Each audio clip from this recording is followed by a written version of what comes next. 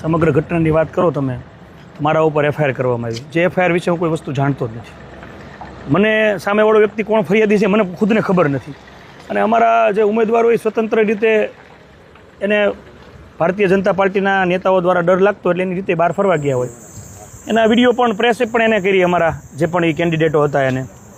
અને વ્યક્તિગત મારી પાસે એવો કોઈનો નંબર પણ નથી, કારણ કે એ તો બધું અમારા નીચલા જે બધા કોંગ્રેસ પાર્ટીના લોકો હોય બધું જોતા હોય છે, બધાના નંબરની કોન્ટેક્ટ. હું તો કોઈ સાથે વાત પણ નથી કરતો. મારા ઉપર એફઆઈઆર કરી, સીધા મારી ધરપકડ કરી. પણ મેં આપને કહ્યું હતું એમ, મને ચોક્કસ ન્યાયતંત્ર ઉપર વિશ્વાસ છે.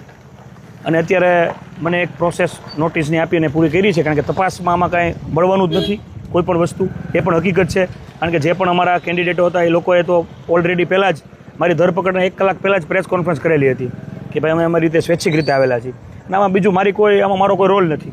પણ એક કોંગ્રેસ પક્ષને ડેમેજ કરવાનું જે આ લોકો કાવતરું કરી રહ્યા છે એમાં સફળતા ન મળે, કારણ કે ન્યાયતંત્ર ઉપર હજી સંપૂર્ણ વિશ્વાસ